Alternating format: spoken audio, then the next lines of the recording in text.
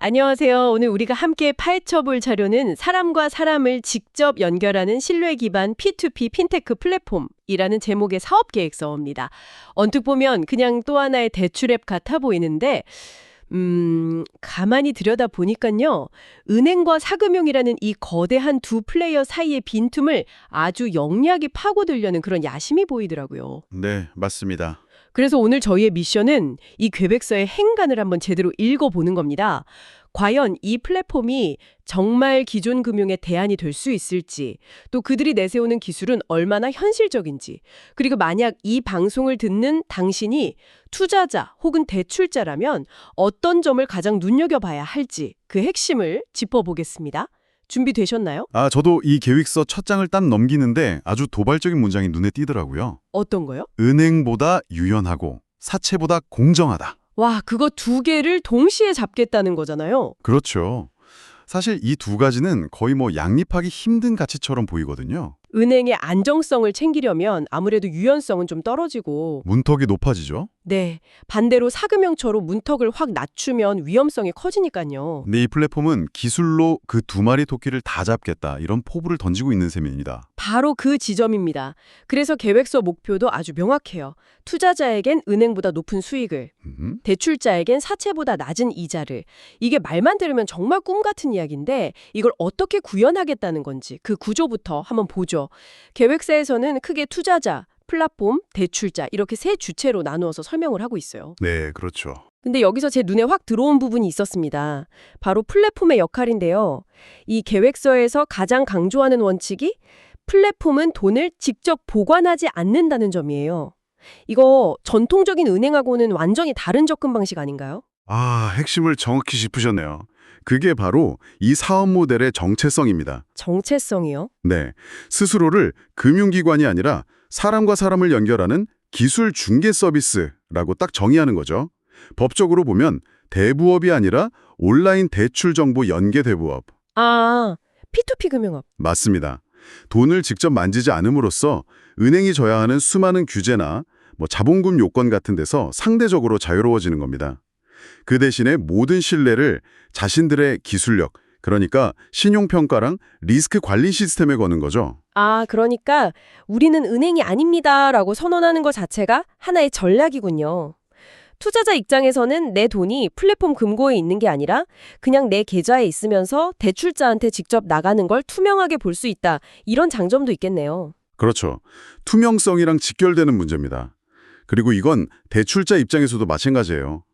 은행처럼 복잡한 서류 심사나 지점 검문 없이 그냥 스마트폰 앱에서 AI 평가만으로 소액부터 빌릴 수 있다는 점을 내세우고 있거든요. 심지어 잘 갚으면 리워드, 그러니까 포인트 같은 것도 준다고 하더라고요. 네, 기존 금융 경험이랑은 확실히 다르죠. 좋습니다. 그럼 그들이 모든 신뢰를 걸고 있다는 그 기술 이야기를 좀 더 해보죠. 이걸 가능하게 한다는 주요 기능들이 꽤 흥미롭던데요. 첫 번째가 바로 AI 신용평가.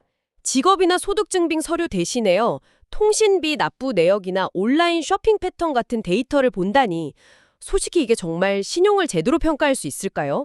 누군가 작정하고 속이려고 하면 얼마든지 가능할 것 같은데요. 아주 현실적인 의문입니다. 물론 완벽할 수는 없겠죠. 하지만 이 모델이 겨냥하는 고객층을 생각해보면 얘기가 좀 달라집니다. 바로 씬파일러, 그러니까 금융거래 이력이 거의 없어서 은행 신용평가 시스템에서는 제대로 평가를 못 받는 사람들이요. 사회초년생이나 프리랜서 같은 분들 말씀이시죠? 맞습니다. 주부 같은 분들도 있고요. 이분들은 소득 증빙은 어려워도 매달 통신비는 꼬박꼬박 성실하게 내고 있을 수 있거든요. AI는 바로 그 성실성이라는 패턴을 찾아내는 겁니다. 그리고 처음부터 큰 돈을 빌려주는 게 아니라 통신비 수준의 아주 소액으로 시작해서 신뢰를 쌓아가는 방식이라 리스크도 통제가 가능하고요. 그러니까 은행이 보지 않는 데이터를 통해서 새로운 신용시장을 열겠다. 이런 거군요.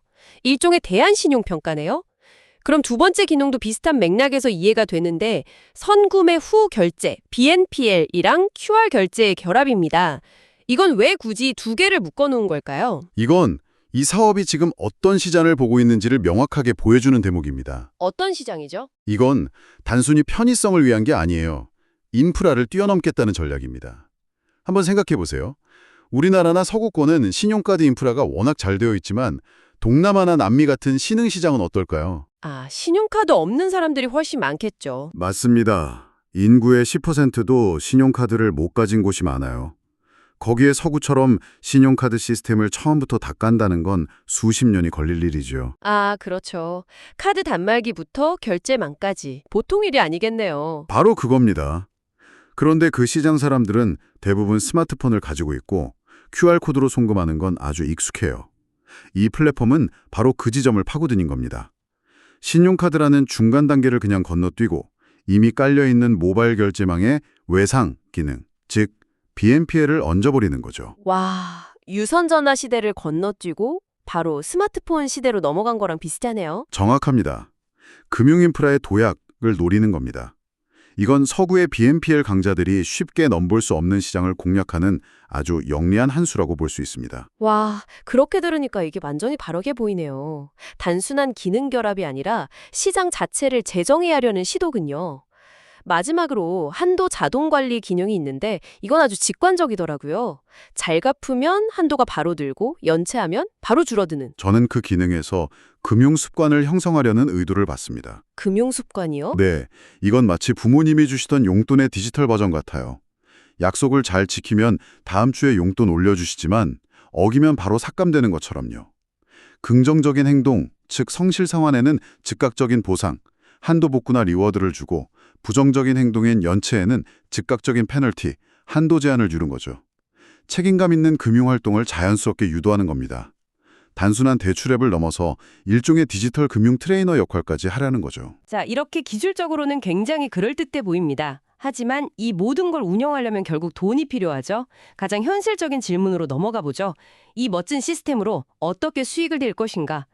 계획서에 5가지 수익 모델이 나와 있는데 앞에 4가지는 사실 핀테크 업계에서 꽤 일반적인 방식들이에요. 대출 중개 수수료, BNP의 수수료, 광고 수익, 이자 수여 같은 것들이죠. 근데 제 생각엔 진짜 핵심은 5번째 있는 것 같아요. 바로 데이터 서비스입니다. 이거 어쩌면 P2P 대출은 명분이고 이 데이터 판매가 진짜 사업의 본질 아닐까요? 그럴 가능성이 매우 높다고 봅니다. 단기적으로는 수수료가 현금 흐름을 만들겠지만 이 사업의 장기적인 가치와 확장성은 전적으로 데이터에 달려있다고 봐야죠. 전적으로요. 네, 한번 생각해 보세요. 이 플랫폼에 쌓이는 데이터는 그냥 거래 기록이 아니에요. 기존 금융권이 접근하지 못했던 사람들의 소비 패턴과 상환 능력에 대한 데이터입니다. 아, 이건 다른 어떤 기업, 특히 신흥시장에 진출하려는 글로벌 기업들한테는 정말 돈 주고도 못 사는 아주 귀중한 자산이 될 수 있습니다. 예를 들면 어떤 기업들일까요? 가령 현재 진출하려는 이커머스 기업은 누가 온라인 쇼핑에 돈을 쓸 사람인지 알 수 있고 보험사는 잠재 고객의 리스크를 평가하는 데 이 데이터를 활용할 수 있겠죠. 물론 모든 데이터는 익명화해서 통계 자료의 형태로 판매한다는 전제가 있지만 이 비즈니스가 성장할수록 데이터의 가치는 기하급수적으로 커질 겁니다. 그래서 말씀하신 대로 P2P 대출은 양질의 데이터를 모으기 위한 거대한 엔진이고 데이터 서비스는 그 엔진으로 만들어낸 고부가 가치 연료라고 볼 수 있는 거죠. 그렇군요. 결국 데이터 비즈니스로 귀결되는군요. 자, 그럼 투자자 입장에서 가장 중요한 문제, 바로 리스크로 넘어가 보죠. 만약 당신이 이 플랫폼에 100만 원을 투자한다고 한번 상상해 보세요. 가장 큰 걱정은 역시 내 돈 떼이면 어떡하지? 이걸 겁니다.